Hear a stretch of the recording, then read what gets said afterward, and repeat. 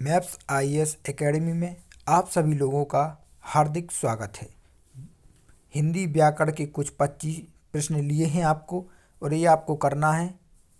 तो देखिए, पहला प्रश्न है का वर्ग का उच्चारण करने का स्थान है, यानी का वर्ग का उच्चारण करने का स्थान कौन सा है। तो सबसे पहले आप इसका सूत्र देखेंगे। इसका सूत्र क्या होता है? अकुहा विसर्जनीय नाम कंठा, यानी का किससे बोला जाता है? कंठ से बोला जाता है। नेक्स्ट क्वेश्चन देखेंगे। देखिए, ये आपका आंसर है। ये बोलेंगे टा वर्ण का उच्चारण करने का स्थान कौन सा, यानी टा वर्ण का उच्चारण कहाँ से होता है। तो इसका सूत्र क्या होता है? आप जानते हैं, रेटुर सनाम मूर्धा, यानी टा वर्ण का उच्चारण कहाँ से होता है? मूर्धा से होता है। चलिए नेक्स्ट क्वेश्चन करेंगे। आप लोग तीसरा दिया है, या वर्ण का उच्चारण स्थान, या वर्ण का उच्चारण स्थान कहाँ से होता है। तो इसका भी सूत्र देख लीजिए क्या होता है। इचुआ सनाम तालु, यानी छोटी ई बड़ी ई और चा वर्ग या और सा किससे बोले जाते हैं?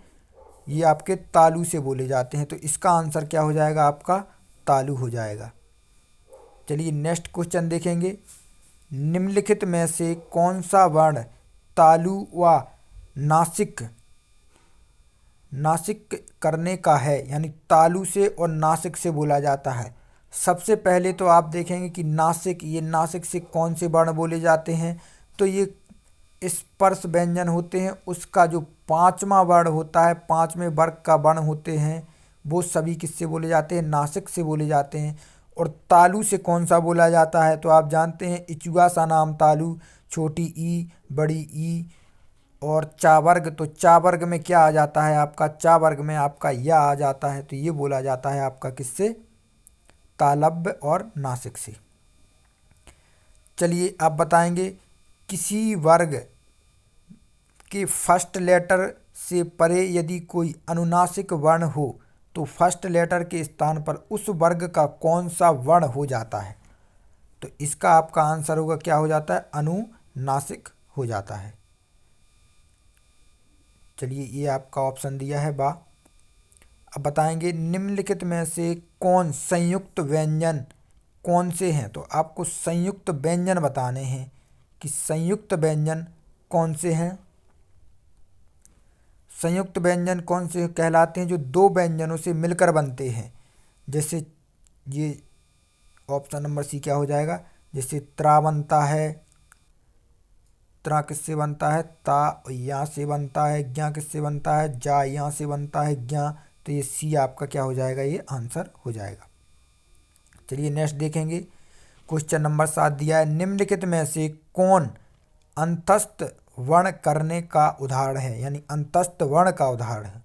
तो कौन सा है? ए बा दिया है आपको, बी दिया है अघोष वर्ण, टा और ठा, ऊस में प्राण, ऊस में महाप्राण व्यंजन झा और ठा, और डी में दिया है आपका दंत तालव्य वा या कंठ तालव्य ए और आई।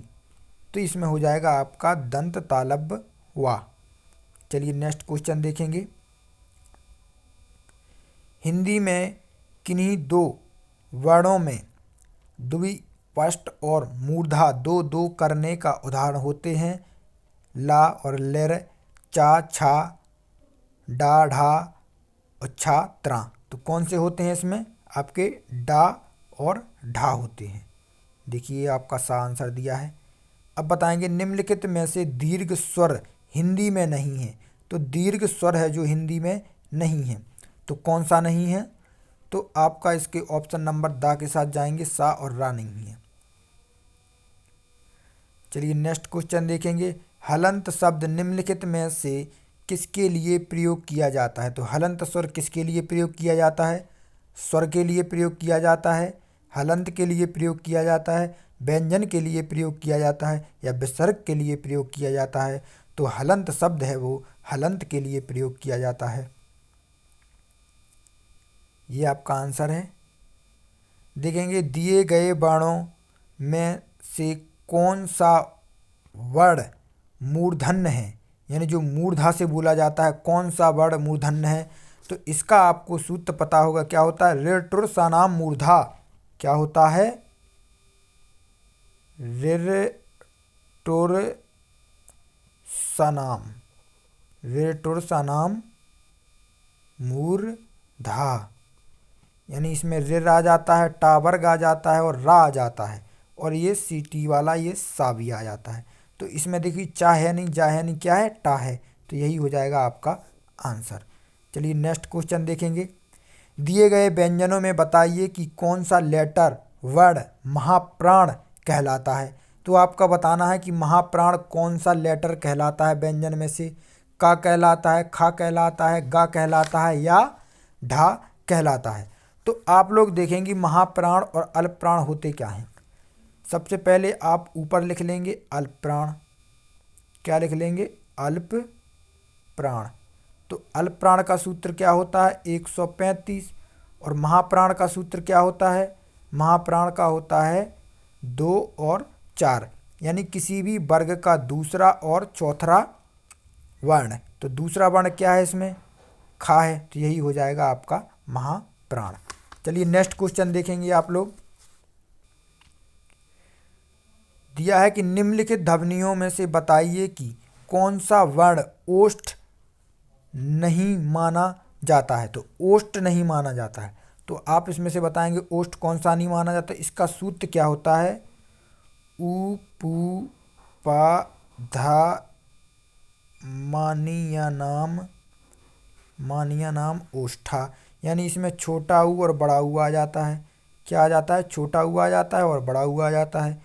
इसके बाद पा है, तो इसमें क्या आ जाता है, पा वर्ग भी आ जाता है, पा वर्ग आ जाता है। तो इसमें पा वर्ग पूरा आ जाता है। देखिए पा में पा भी है, फा भी है और माँ भी है, तो टा क्या होगा, ये टा क्या होगा, आपका आंसर होगा। चलिए नेक्स्ट क्वेश्चन देखेंगे। उच्चारण के स्थान की दृष्टि से का वर्ग के सभी वर्ण का उच्चारण क्या कहलाता है। तो का वर्ग के सभी वर्ण का क्या कहलाता है, अकुआ, अकुआ विसर्जिया नाम कंठा, यानी कंठ कहलाता है। चलिए नेक्स्ट क्वेश्चन देखेंगे। दिया है निम्नलिखित में से दिए गए हिंदी वर्णमाला में अयोगवाय वर्ण कौन कौन से हैं। तो अयोगवाय आप लोग जानते हैं क्या है, अंग और अहा, ये दोनों क्या है, अयोगवाय हैं। यहाँ पे अंग होगा और अहा होगा। चलिए नेक्स्ट क्वेश्चन देखेंगे। बताइए कि कौन सा शब्द में द्वित्व व्यंजन है। तो द्वित्व व्यंजन क्या कहलाता है, तो कौन से शब्द में द्वैत व्यंजन है। तो द्वैत व्यंजन वे शब्द कहलाते हैं कि जिनके बीच में क्या हो, स्वर ना हो, स्वर ना हो और व्यंजन कैसा हो, व्यंजन दोनों व्यंजन एक से हो, एक आधा हो और एक पूरा हो, यानी किस में है, ये है सब किस में, दिल्ली में है। चलिए तो इसका बा हो जाएगा आपका आंसर। ए और ए वर्ण, ये वर्ण कहलाते हैं, ए और आई, ये वर्ण क्या कहलाते हैं, ये आपको बताना है क्या कहलाते हैं।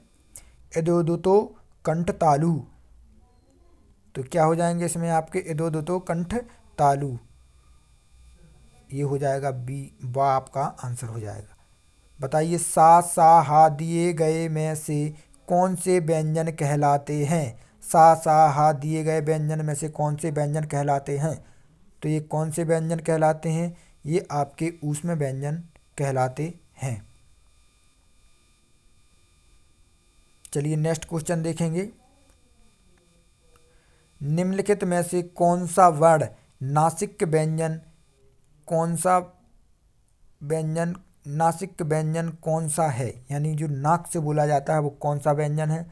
तो इसमें तो मैंने अभी आपको बताया था कि पंचम वर्ण होता है जो नासिक से बोला जाता है। चलिए नेक्स्ट क्वेश्चन देखेंगे। दिए गए वर्णों में कंठ ध्वनियाँ कौन सी कहलाती हैं, जो कंठ से बोली जाती हैं।